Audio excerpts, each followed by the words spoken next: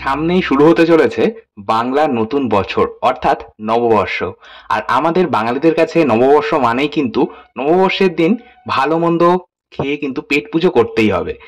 একদম বাঙালিয়ানা খাবার খেতে আমরা ওই দিন কিন্তু বেশি পছন্দ করি।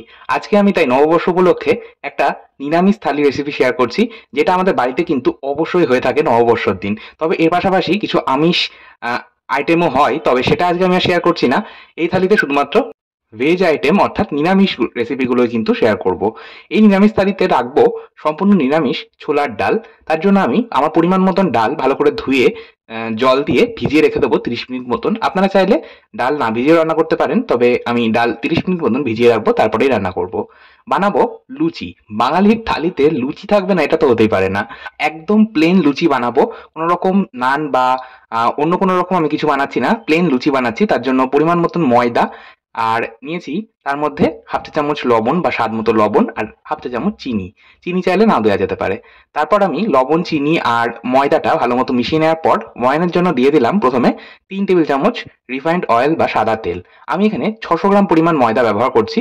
আর 600 গ্রাম ময়দার জন্য প্রথমে 3 চামচ তেল দিয়ে আমি ভালো মতো মিশিয়ে নিলাম। তারপর মনে হচ্ছে একটু তেল প্রয়োজন।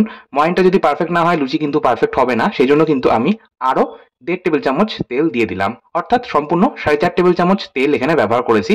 তারপর ভালো মতো ময়ান দিয়ে নিয়েছি।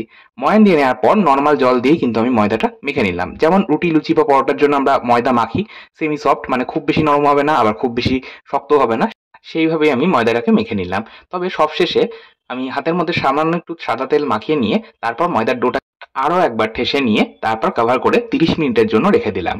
আমরা লুচিটা সব শেষে ভাজবো, বাকি রান্নাগুলো সেই ফাঁকে করে নেব। প্রথমে আমি পায়েস তৈরি করব। আর এখানে আজকে আমি মাখানা পায়েস তৈরি করব।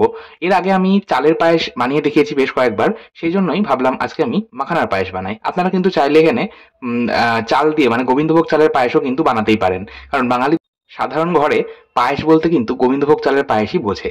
যাই হোক, আমি আজকে মাখানার পায়েস বানাচ্ছি। তার জন্য প্রথমেই আমি কড়াইয়ের মধ্যে 2 টেবিল চামচ ঘি দিয়ে এক মুঠো কাজু আর এক মুঠো কিশমিশ 1 থেকে 1.5 মিনিট লো মিডিয়াম আঁচে নাড়াচাড়া করে ভেজে নিলাম। কাজু কিশমিশটা আমি একটু বেশি পরিমাণে ভাজছি, যেহেতু আমি ছোলার ডালেও কিন্তু ভাজা কাজু কিশমিশ ব্যবহার করবো, সেই জন্য একবারেই ভেজে নিলাম। তারপর কাজু কিশমিশ তুলে নেওয়ার পর ওই একই কড়াইয়ের মধ্যে বাকি যে ঘিটা রয়ে গেল ওর মধ্যে আমি মোটামুটি 3 থেকে 3.5 মুঠো আমি মাখানা দিয়েছি। যেহেতু মাখানার পায়েস তাই মাখানাটা একটু বেশি পরিমাণ দিতে হবে। তারপর লো মিডিয়াম আঁচেই মোটামুটি 4 থেকে 5 মিনিট আমি রোস্ট করে নিয়েছি। মাখানা রোস্ট করে নেওয়ার পর দেখবেন একদম মুচমুচে হয়ে যাবে। হাতের মধ্যে নিয়ে একটা মাখানা যদি ভেঙে দেখেন তাহলে দেখবেন একদম ভেঙে কিন্তু ঝুরঝুর করে পড়ে যাচ্ছে। তাহলে বুঝতে হবে মাখানাটা কিন্তু রোস্ট করা হয়ে গেছে। তারপর আমি ওই একই কড়াইয়ের মধ্যেই দিয়ে দিলাম 1 লিটার পরিমাণে দুধ। এখানে আমি প্যাকেট দুধ ব্যবহার করছি আজকে পায়েস বানানোর জন্য।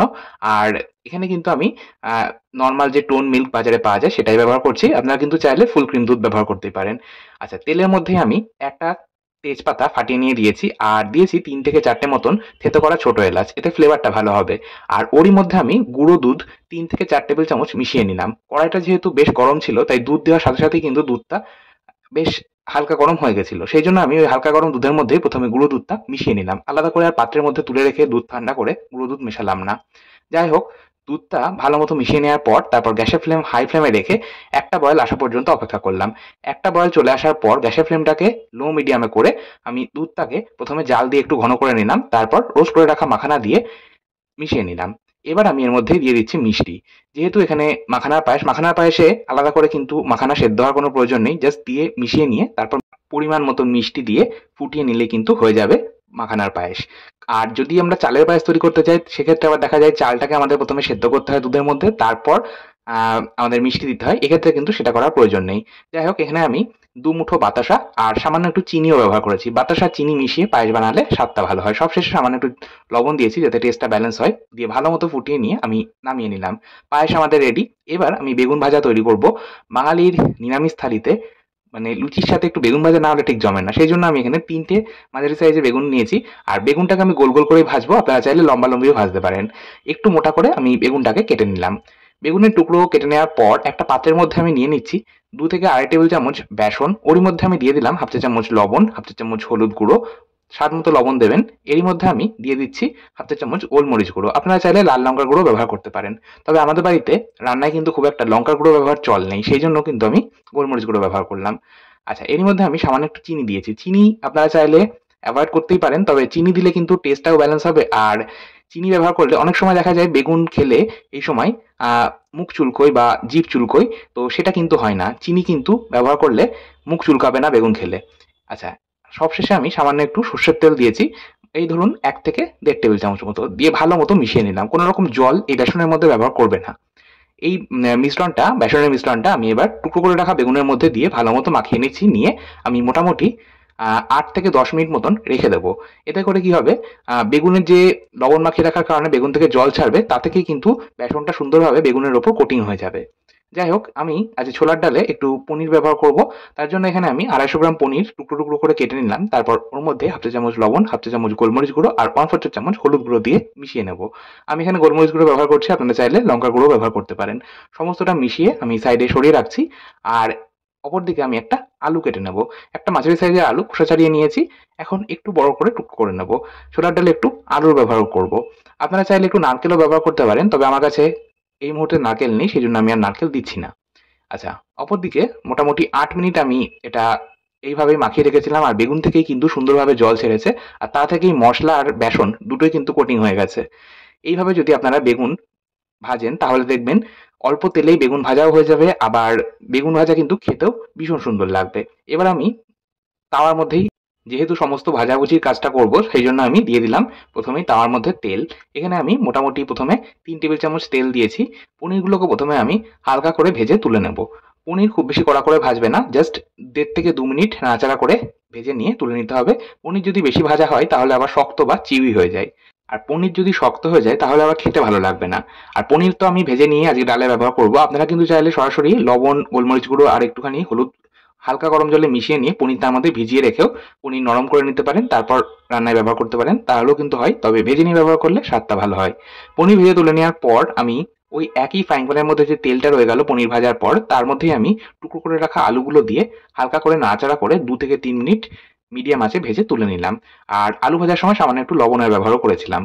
যাই হোক, আলু ভেজে তুলে নেওয়ার পর আমি এবার বেগুন ভাজবো। বেগুন ভাজবো আমি কিন্তু অল্প তেলে, শ্যালো ফ্রাই করব। আমি ডিপ ফ্রাই করছি না। বেগুন ভাজতে বেসিক্যালি অনেকটা তেল প্রয়োজন হয় যদি একদম ডিপ ফ্রাই করতে হয়। আর আপনারা বেগুন ভাজতে যত তেল দেবেন তত তেল কিন্তু বেগুন টেনে নেবে, সেই জন্যই অল্প তেল দিয়ে আমি শ্যালো ফ্রাই করব। আর কভার করে লো মিডিয়াম আছে বেগুনটাকে আমরা ভাজবো তাওয়ার মধ্যেই। এতে করে বেগুনটা কিন্তু সুন্দর ভাজা হবে।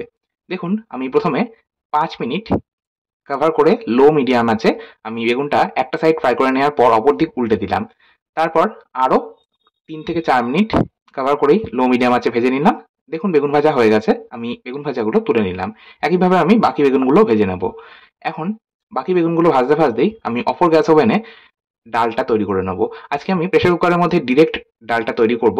এইভাবে আপনারা ডাল তৈরি করে দেখবেন, তাহলে স্বাদও কিন্তু খারাপ হবে না। আমি যেভাবে বানাচ্ছি আপনারা যদি সেইভাবে বানান, আবার খুব চটজলদি ঝটপটও তৈরি হবে। প্রেসার কুকারের মধ্যে ছোলার ডাল তৈরি করার জন্য প্রথমেই আমি দিয়ে দিলাম 2 টেবিল চামচ সর্ষের তেল। রান্নাটা কিন্তু সর্ষের তেলেই হবে। আচ্ছা, তেল গরম হলে একটা ফাটিয়ে নেওয়া তেজপাতা, একটা ফাটিয়ে নেওয়া শুকনো লঙ্কা, একটা ছোট দারচিনির টুকরো, 3টে থেতো করা ছোট এলাচ আর হাফ চা চামচ হিং দিয়েছি। ছোলার ডালে একটু হিং ব্যবহার করলে স্বাদটা ভালো হয়, যেহেতু সম্পূর্ণ নিরামিষ ছোলার ডাল। আচ্ছা, তবে হিং যদি আপনারা দিতে অপছন্দ করেন সেক্ষেত্রে না দিলেও চলবে। এরই মধ্যে আমি 1 ইঞ্চি আদা যেটা গ্রেট করে রাখা ছিল, আর 3টে কাঁচা লঙ্কা যেটা আমি টুকরো করে নিয়ে ব্যবহার করছি। এই মশলাগুলো দিয়ে নাড়াচাড়া করে ভেজে নেওয়ার পর আমি প্রথমেই দিয়ে দিলাম টমেটো। আর টমেটোটাকেও আমি একটা মাঝারি সাইজের টমেটো কুচিয়ে নিয়ে ব্যবহার করছি। এরই মধ্যে আমি মশলা বলতে ব্যবহার করলাম সামান্য একটু লবণ আর সামান্য একটু জিরের গুঁড়ো। এখানে আমি ভাজা জিরের গুঁড়ো ব্যবহার করেছি। রান্নায় আমরা সবসময় বাড়িতে ভাজা জিরের গুঁড়ো ব্যবহার করি। শুকনো কড়াই বা তাওয়ার মধ্যে আমরা গোটা জিরেটাকে লো মিডিয়াম আছে 2 থেকে 3 মিনিট ভালো মতো ভেজে নিয়ে তারপর সেটা ঠান্ডা করে গুঁড়ো করে এয়ারটাইট কন্টেনারের মধ্যে রেখে দিই, সেটাই কিন্তু রান্নায় ব্যবহার করি। মশলাটা হালকা নাড়াচাড়া করে ভেজে নেওয়ার পর টুকরো করে রাখা আলু আর ভিজিয়ে রাখা ডাল দিয়ে ভালো মতো নাড়াচাড়া করে মিনিট 2-3 সময় ধরে মশলার সাথে ডাল কষিয়ে নিলাম। তারপর দিয়ে দিলাম পরিমাণ মতন গরম জল। অবশ্যই গরম জল ব্যবহার করবে। সবসময় আমি রান্নায় গরম জল ব্যবহার করি, এতে রান্নার স্বাদটা ভালো হয়। আচ্ছা, এবার সমস্তটাকে একবার মিশিয়ে নিয়ে প্রেসার কুকারের ঢাকনা বন্ধ করে হাই ফ্লেমে মোটামুটি 4টে থেকে 5টা হুইসেল কিন্তু দিতে হবে ডালটা সম্পূর্ণ সেদ্ধ হওয়ার জন্য। 4টে হুইসেল পড়তে পড়তেই আমি অপরদিকে ময়দার ডোটা থেকে লেচি কেটে নেব। লুচির লেচিগুলো কিন্তু খুব বেশি বড় হবে না, রুটি বা পরোটার মতন বড় বড় হবে না, লুচির লেচি একটু ছোট হবে। যাই হোক, লেচিগুলো কেটে নেওয়ার পর অপরদিকে 4টে হুইসেল পড়ে গেল। গ্যাসের ফ্লেমটাকে আমরা বন্ধ করে দেবো আর কুকারের স্টিমটা সম্পূর্ণ আপনা আপনি রিলিজ হওয়া পর্যন্ত অপেক্ষা করব। কুকারের স্টিমটা রিলিজ হতে হতে আমরা লুচির জন্য গুটিগুলো রেডি করে নেব। গুটিগুলো এইভাবে হাতের মধ্যে গোল করে পাকিয়ে নিয়ে তারপর হাতের তালুর মধ্যে কিন্তু চ্যাপ্টা করে নিচ্ছি। আমাদের লুচির জন্য লেচি একদম তৈরি। আচ্ছা, অপরদিকে কুকারের স্টিমটাও কিন্তু সম্পূর্ণ রিলিজ হয়ে গেছে। আমি ঢাকনাটা খুলে আপনাদের দেখিয়ে দিচ্ছি। ডালটা কিন্তু খুব সুন্দর সেদ্ধ হয়েছে। মানে একদম ঘেটে যায়নি, আবার একদম যে দানা দানা খেতে গেলে মুখে পড়বে বা মুখে বাঁধবে সেরকমও নেই। ডালটা কিন্তু খুব সুন্দর সেদ্ধ হয়েছে। এইরকমই আমাদের ডাল প্রয়োজন ছোলার ডাল বানানোর জন্য। আচ্ছা, এবার আমি গ্যাসের ফ্লেমটাকে না আবারও অন করে দিলাম। যেহেতু প্রেসার কুকারে বানানো তাই 2 মিনিট একটু ফুটিয়ে নিতে হবে, না হলে জল জলে ভাব রয়ে যাবে, ডালের কনসিস্টেন্সিটা ঠিক আসবে না। আচ্ছা, গ্যাসের ফ্লেম অন করে দিয়ে দিলাম ভেজে রাখা পনির, কাজু কিশমিশ, দিয়ে দিলাম সবশেষে সামান্য একটু চিনি। অবশ্যই চিনি দিতে হবে, চিনি ছাড়া কিন্তু রান্নার স্বাদটা অসম্পূর্ণ রয়ে যাবে। নিরামিষ রান্নায় একটু চিনি না দিলে স্বাদটা কিন্তু কেমন একটা লাগে, সেই জন্য একটু চিনি দিয়ে দিলাম। সবশেষে গরম মশলার গুঁড়ো আর ঘি দিয়ে ভালো মতো মিশিয়ে 2 মিনিট ফুটিয়ে নামিয়ে নিলাম। আমাদের নিরামিষ ছোলার ডাল একদম তৈরি। এবার আমরা লুচি বেলে নেব। লুচি বেলার জন্য সাদা তেল ব্যবহার করতে হবে। ময়দা বা গুঁড়ো আটা ব্যবহার করবেন না, তাহলে কিন্তু তেলটা ভীষণ ময়লা হয়। এবার হালকা হাতে প্রেস করে বেলন দিয়ে কিন্তু আমরা লুচিটা বেলে নেব। লুচির সাইজগুলো আপনারা আপনাদের ইচ্ছে মতন ছোট বা বড় রাখবেন। একইভাবে আমি প্রত্যেকটা লুচি কিন্তু আমি বেলে নিচ্ছি। আর একটা সাইড বরাবর হালকা হাতে প্রেস করে বেলবেন, তাহলে দেখবেন লুচিগুলো কিন্তু খুব সুন্দর গোল হবে। আচ্ছা, অপরদিকে লুচি বেলতে বেলতে আমি কড়াইয়ের মধ্যে রিফাইন্ড অয়েল বা সাদা তেল গরম হতে বসিয়ে দিয়েছিলাম। একদম হাই ফ্লেমে ধোয়া ওঠা গরম হয়ে গেলে আমি একটা একটা করে লুচি ভেজে নেব।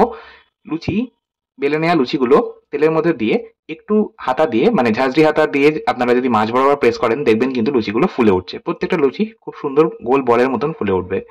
এবার আমরা থালিটা সাজিয়ে নেব। প্রথমেই আমরা থালিতে দিয়ে দিচ্ছি ফুলকো ফুলকো লুচি, যেটা বাঙালির কিন্তু অত্যন্ত পছন্দের একটা খাবার। এরই সাথে রয়েছে ছোলার ডাল, বেগুন ভাজা, আর সব শেষে একটু ডেজার্ট আইটেম হিসেবে রেখেছি আমরা মাখানার পায়েস। সম্পূর্ণ নিরামিষ এই নববর্ষ স্পেশাল থালি আপনাদের কেমন লাগলো অবশ্যই কমেন্ট বক্সে জানাতে পারেন। আজকের মতো এই পর্যন্তই, ধন্যবাদ।